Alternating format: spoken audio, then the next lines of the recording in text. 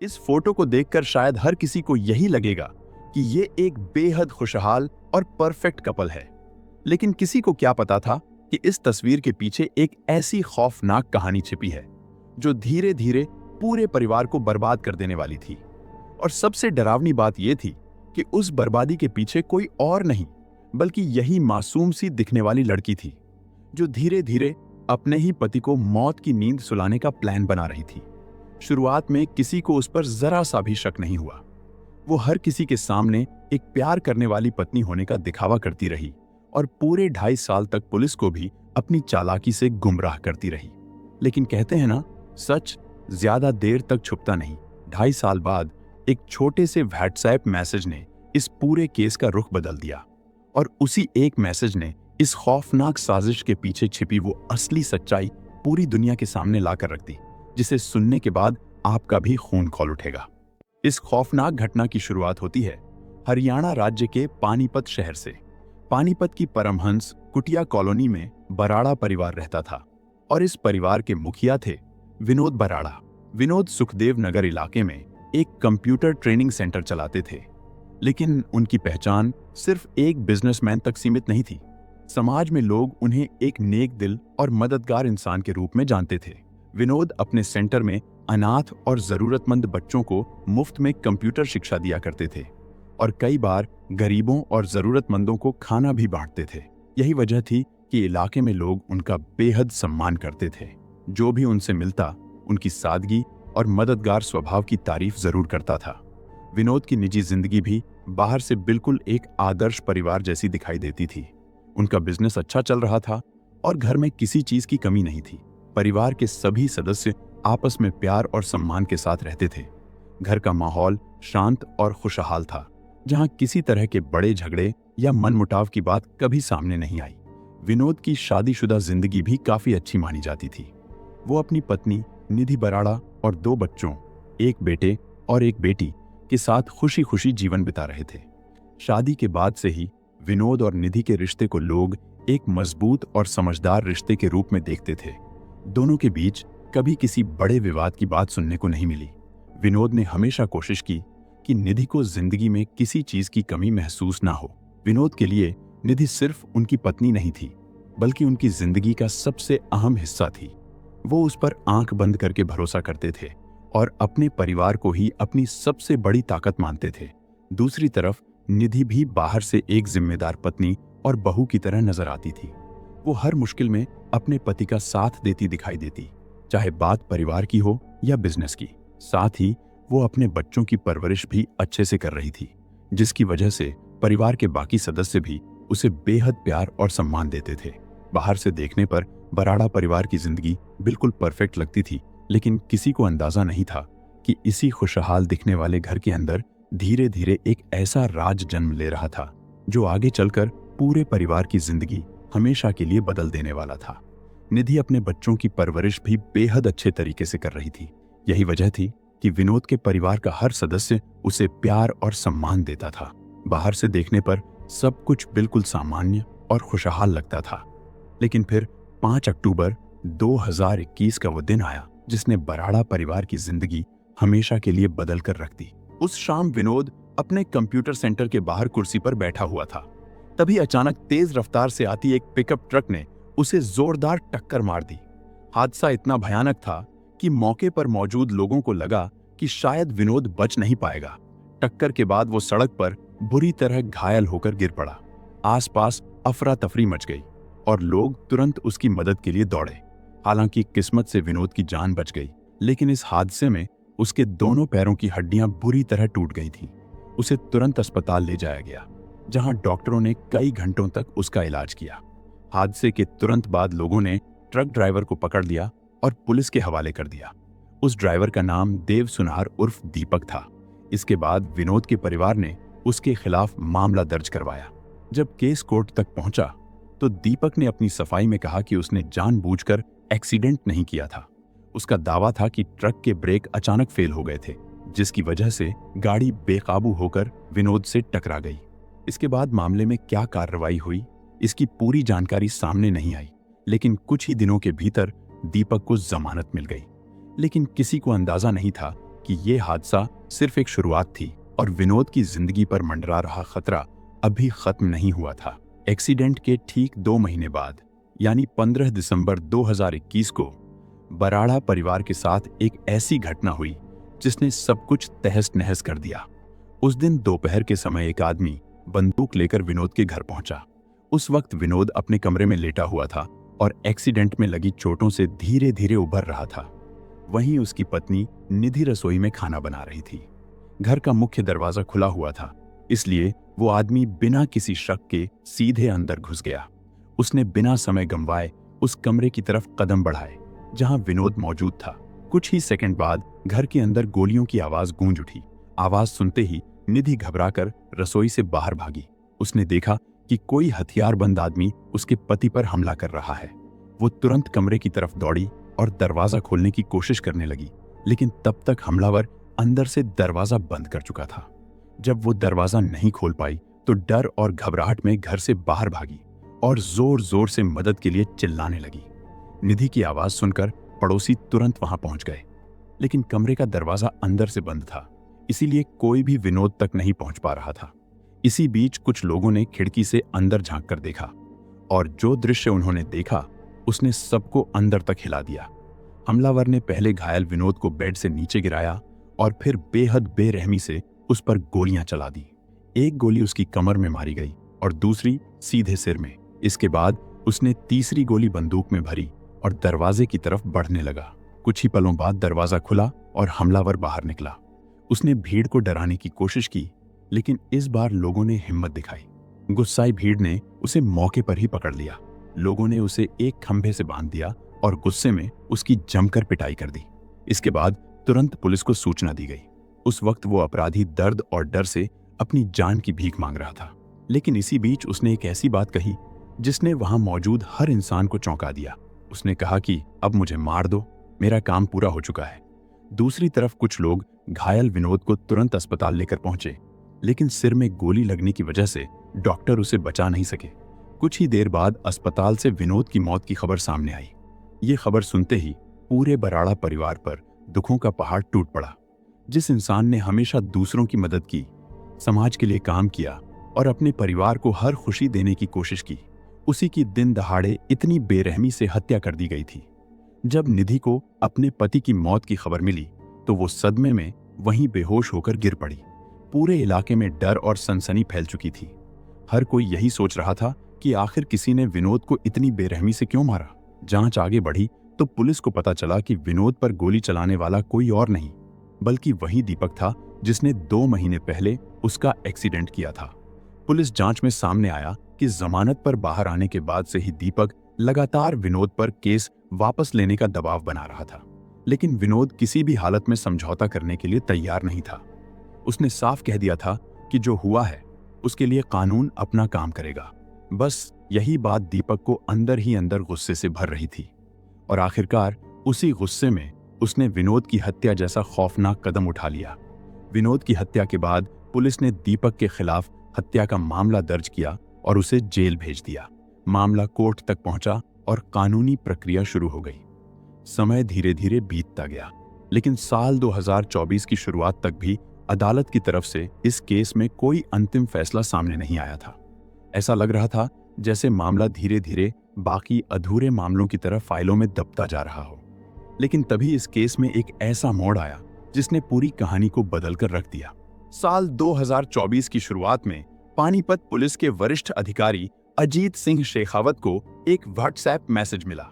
ये मैसेज विनोद के भाई प्रमोद बराड़ा ने भेजा था, जो उस समय ऑस्ट्रेलिया में रह रहा था। अपने मैसेज में प्रमोद ने दावा किया कि विनोद की हत्या के पीछे सिर्फ दीपक नहीं, बल्कि परिवार का ही कोई करीबी सदस्य शामिल हो सकता है। उसने पुलिस से केस की दोबारा और गहराई से जांच करने की मांग की। दरअसल प्रमोद इससे पहले भी कई बार पुलिस के सामने अपनी शंका जाहिर कर चुका था, लेकिन तब उसकी बातों को ज्यादा गंभीरता से नहीं लिया गया। लेकिन इस बार मामला अलग था, क्योंकि अब जांच की जिम्मेदारी एक ऐसे अधिकारी के हाथ में थी जो अपनी ईमानदारी और तेज जांच के लिए जाना जाता था। अजीत शेखावत ने बिना देर किए केस की पुरानी फाइलें मंगवाईं और शुरू से पूरे मामले को दोबारा समझना शुरू किया। जितना वो इस केस में गहराई से उतरते गए, उतने ही नए सवाल उनके सामने खड़े होते गए। उनके मन में सबसे बड़ा सवाल यही था कि अगर दीपक का एक्सीडेंट वास्तव में एक सड़क हादसा था, तो उसने बाद में हत्या जैसा इतना बड़ा कदम क्यों उठाया? भारत में सड़क हादसों के मामलों में आमतौर पर बहुत कठोर सजा नहीं होती। कुछ साल जेल में रहने के बाद वो आसानी से बाहर आ सकता था। फिर आखिर ऐसा क्या था जिसने उसे सीधे हत्या करने पर मजबूर कर दिया? यही सवाल इस केस को एक नए और कहीं ज्यादा खतरनाक मोड़ की तरफ ले जा रहा था। असली सच्चाई तक पहुंचने के लिए अजीत शेखावत ने इस पूरे मामले की गुप्त जांच शुरू करवाई। उन्होंने अपने भरोसेमंद जूनियर अधिकारी दीपक कुमार को जांच की जिम्मेदारी सौंपी, ताकि असली आरोपियों को जरा भी भनक न लगे कि पुलिस अब इस केस को नए एंगल से देख रही है। इसके बाद पुलिस ने एक एक करके केस से जुड़े हर पहलू की दोबारा जांच शुरू की। पुराने कॉल रिकॉर्ड्स निकाले गए, बैंक ट्रांजैक्शन खंगाले गए और दीपक की गतिविधियों को दोबारा ट्रेस किया गया। इसी जांच के दौरान पुलिस के हाथ कुछ ऐसे सुराग लगे जिन्होंने पूरे केस की दिशा ही बदल दी। सबसे पहली चौंकाने वाली बात यह थी कि जिस पिकअप ट्रक से विनोद का एक्सीडेंट कराया गया था, उसे हादसे से कुछ ही दिन पहले खरीदा गया था। यानी ये कोई अचानक हुआ हादसा नहीं, बल्कि पहले से तैयार की गई योजना भी हो सकती थी। और दूसरी सबसे अहम बात ये सामने आई कि दीपक की कॉल डिटेल्स और बैंक रिकॉर्ड्स में एक नाम बार बार दिखाई दे रहा था, और वो नाम था सुमित। अब पुलिस के सामने एक नया सवाल खड़ा हो चुका था। आखिर ये सुमित कौन था और उसका विनोद की मौत से क्या संबंध था? पुलिस ने जब दीपक की कॉल डिटेल्स को बारीकी से खंगालना शुरू किया, तो एक बेहद अहम बात सामने आई। एक्सीडेंट और बाद में हुई हत्या, दोनों घटनाओं के आसपास दीपक और सुमित के बीच कई लंबी फोन कॉल्स हुई थी। ये कोई सामान्य बातचीत नहीं लग रही थी। अब पुलिस का ध्यान पूरी तरह सुमित की तरफ चला गया। जब सुमित के बारे में जानकारी जुटाई गई, तो पता चला कि वो एक जिम ट्रेनर था और साथ ही बॉडी बिल्डिंग सप्लीमेंट्स की दुकान भी चलाता था। लेकिन सबसे चौंकाने वाली बात यह थी कि एक्सीडेंट केस में दीपक की जमानत करवाने वाला भी वही सुमित था। अब पुलिस के मन में सवाल उठने लगे कि आखिर एक जिम ट्रेनर का विनोद और दीपक के मामले से क्या संबंध हो सकता है। इसी शक के आधार पर पुलिस ने बिना किसी को भनक लगे सुमित की पूरी बैकग्राउंड जांच शुरू कर दी। उसके बैंक रिकॉर्ड्स, कॉल हिस्ट्री और पैसों के लेन देन को गुप्त तरीके से खंगाला गया। जांच जैसे जैसे आगे बढ़ी, वैसे वैसे इस केस की तस्वीर और भी डरावनी होती चली गई, क्योंकि पुलिस को पता चला कि सुमित की कॉल लिस्ट और बैंक ट्रांजैक्शन में एक और नाम बार बार सामने आ रहा था, और वो नाम था निधि बराड़ा का। अब इस केस की गुत्थी और उलझ चुकी थी। दीपक, सुमित और विनोद की पत्नी निधि, तीनों के बीच एक ऐसा कनेक्शन बनता दिखाई दे रहा था जो शायद विनोद की मौत के पीछे छिपे सबसे बड़े सच तक पहुंच सकता था।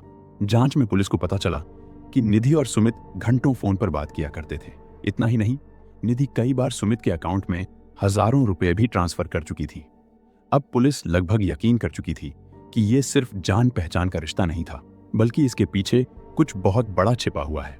पुलिस के पास अब इतने सबूत इकट्ठा हो चुके थे कि वो सुमित और निधि से सीधे पूछताछ कर सके। इसी वजह से दोनों को थाने बुलाया गया। शुरुआत में दोनों ने खुद को पूरी तरह बेगुनाह बताया। उन्होंने कहा कि उनका विनोद की हत्या से कोई लेना देना नहीं है और पुलिस बेवजह उन पर शक कर रही है। लेकिन तभी पुलिस ने निधि के सामने एक ऐसा सबूत रख दिया जिसने इस पूरे केस की दिशा बदल कर रख दी।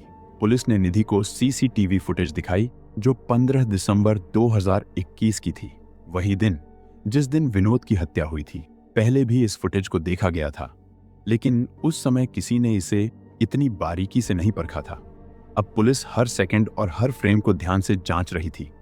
फुटेज में साफ दिखाई दे रहा था कि जब दीपक बंदूक लेकर घर के अंदर दाखिल हुआ, उस समय निधि रसोई में मौजूद थी। लेकिन सबसे हैरान करने वाली बात यह थी कि घर का मुख्य दरवाजा अंदर से लॉक ही नहीं था। जांच में पुलिस को शक हुआ कि निधि को पहले से पता था कि दीपक आने वाला है, इसलिए उसने जानबूझकर दरवाजा खुला छोड़ा था। वीडियो में यह भी दिखाई दे रहा था कि जैसे ही दीपक घर के अंदर पहुंचा, उसने इशारों में निधि से बात की और निधि ने बिना कुछ बोले उसे उस कमरे की तरफ इशारा कर दिया जहां विनोद आराम कर रहा था। इसके बाद जो हुआ, उसने पुलिस के शक को लगभग यकीन में बदल दिया। जैसे ही दीपक कमरे में घुसा और विनोद पर हमला शुरू किया, उसी पल निधि का नाटक भी शुरू हो गया। फुटेज को ध्यान से देखने पर साफ पता चल रहा था कि कि उसने अपने पति को बचाने की कोई गंभीर कोशिश नहीं की, जबकि कमरे का दरवाजा पूरी तरह बंद भी नहीं था। फिर भी वो सिर्फ बाहर भागकर मदद के लिए चिल्लाने लगी, मानो उसे पहले से कुछ पता ही ना हो। अब सबसे बड़ा सवाल यही था कि आखिर 2.5 साल पहले पुलिस ने इस फुटेज को इतनी गंभीरता से क्यों नहीं देखा। दरअसल उस समय जांच बेहद लापरवाही से की गई थी। पुलिस ने मामले को सिर्फ गुस्से में की गई हत्या मान लिया और केस की गहराई में जाने की कोशिश ही नहीं की। इसी वजह से असली साजिश लंबे समय तक छिपी रही। लेकिन अब जब 2024 में यही फुटेज दोबारा निधि के सामने रखी गई तो वो सवालों से बचने लगी, उसके जवाब बदलने लगे और वो घबराई हुई दिखाई देने लगी। आखिरकार जब पुलिस ने उससे सख्ती से पूछताछ की तो उसने जो कहानी बताई वो इतनी खौफनाक थी कि शुरुआत में खुद पुलिस को भी उस पर यकीन करना मुश्किल हो रहा था। दरअसल निधि की शादीशुदा जिंदगी ऊपर से बिल्कुल परफेक्ट दिखाई देती थी। उसके पास एक प्यार करने वाला पति था, खुशहाल परिवार था और पैसों की भी कोई कमी नहीं थी। लेकिन साल 2021 की शुरुआत में उसकी जिंदगी में एक ऐसा इंसान आया जिसने सब कुछ बदल कर रख दिया। फिटनेस के लिए निधि ने एक जिम ज्वाइन किया था। वहीं उसकी मुलाकात सुमित से हुई। सुमित उस जिम में पर्सनल ट्रेनर था। शुरुआत में दोनों के बीच सिर्फ ट्रेनिंग को लेकर बातचीत होती थी, लेकिन धीरे धीरे ये बातचीत लंबी होने लगी। निधि रोज करीब 1 से 1.5 घंटे सुमित के साथ बिताने लगी। समय के साथ दोनों के बीच नजदीकियां बढ़ती चली गईं और यहीं से शुरू हुई एक ऐसी कहानी जिसने आखिरकार विनोद बराड़ा की जिंदगी छीन ली। धीरे धीरे निधि और सुमित के बीच की नजदीकियां इतनी बढ़ गईं कि उनका रिश्ता एक अफेयर में बदल गया। सुमित को अच्छी तरह पता था कि निधि शादीशुदा है और उसका पति विनोद एक सफल और पैसे वाला इंसान है, लेकिन इसके बावजूद दोनों एक दूसरे के बेहद करीब आते चले गए। अब सिर्फ जिम तक ही उनकी मुलाकातें सीमित नहीं थीं। निधि घंटों तक सुमित से फोन पर बातें करती थी। कई बार वो घर के अंदर लंबे समय तक उससे बात करती रहती और फिर सावधानी से अपनी पूरी कॉल हिस्ट्री डिलीट कर देती ताकि किसी को उन पर शक ना हो। लेकिन एक पति अपनी पत्नी के बदलते व्यवहार को ज्यादा समय तक नजरअंदाज नहीं कर सकता। विनोद ने कई बार नोटिस किया कि निधि रोज अपने फोन की कॉल हिस्ट्री साफ कर देती है। ये बात उसे बेहद अजीब लगने लगी, क्योंकि कोई भी सामान्य इंसान हर दिन ऐसा नहीं करता। धीरे धीरे उसके मन में शक पैदा होने लगा कि शायद निधि उससे कुछ छिपा रही है। फिर एक दिन विनोद के हाथ वो सच लग गया जिसने उसकी पूरी दुनिया हिलाकर रख दी। विनोद ने निधि और सुमित के बीच फेसबुक मैसेंजर पर हुई रोमांटिक चैट्स देख ली। उन मैसेजेस को पढ़ते ही वो गुस्से और सदमे से भर गया। उसने तुरंत निधि से सवाल किया कि आखिर वो उसे धोखा क्यों दे रही है। इसी बात को लेकर दोनों के बीच बड़ा झगड़ा हुआ। हालांकि उस समय ये मामला सिर्फ पति पत्नी के बीच ही सीमित रहा। विनोद ने परिवार के किसी भी सदस्य को इस बारे में कुछ नहीं बताया। शायद वो अपनी शादी बचाना चाहता था, शायद उसे उम्मीद थी कि निधि अपनी गलती समझेगी और सब कुछ पहले जैसा हो जाएगा। लेकिन दूसरी तरफ निधि अब पूरी तरह बदल चुकी थी। उसने अपने परिवार से ज्यादा सुमित को चुना। धीरे धीरे निधि और सुमित ने मिलकर विनोद को रास्ते से हटाने की योजना बनानी शुरू कर दी। दोनों इस नतीजे पर पहुंचे कि अगर विनोद उनकी जिंदगी से हट जाए तो वो आराम से एक दूसरे के साथ रह सकते हैं। और सिर्फ रिश्ता ही नहीं, इस साजिश के पीछे लालच भी था, क्योंकि विनोद की मौत के बाद उसकी लाइफ इंश्योरेंस की बड़ी रकम भी निधि को मिलने वाली थी। इसी लालच और अवैध रिश्ते ने आखिरकार एक खौफनाक साजिश को जन्म दिया। सितंबर 2021 में निधि और सुमित ने देव सुनार उर्फ दीपक को विनोद की हत्या करने के लिए तैयार किया। उनका पहला प्लान था कि हत्या को एक सड़क हादसे जैसा दिखाया जाए ताकि किसी को शक ना हो। लेकिन क्योंकि इस काम में पकड़े जाने का खतरा था, इसलिए निधि ने दीपक को कई लालच दिए। उसने वादा किया कि वो उसके परिवार का पूरा खर्च उठाएगी, कानूनी मदद करेगी और काम पूरा होने के बाद उसे 10 लाख रुपए भी दिए जाएंगे। इतना ही नहीं, जिस पिकअप ट्रक से विनोद का एक्सीडेंट कराया गया था उसे खरीदने में भी निधि ने आर्थिक मदद की थी। फिर 5 अक्टूबर 2021 को प्लान के मुताबिक दीपक ने तेज रफ्तार ट्रक से विनोद को टक्कर मार दी। लेकिन किस्मत को शायद कुछ और मंजूर था। उस दिन विनोद की जान बच गई, हालांकि उसके दोनों पैर बुरी तरह टूट गए।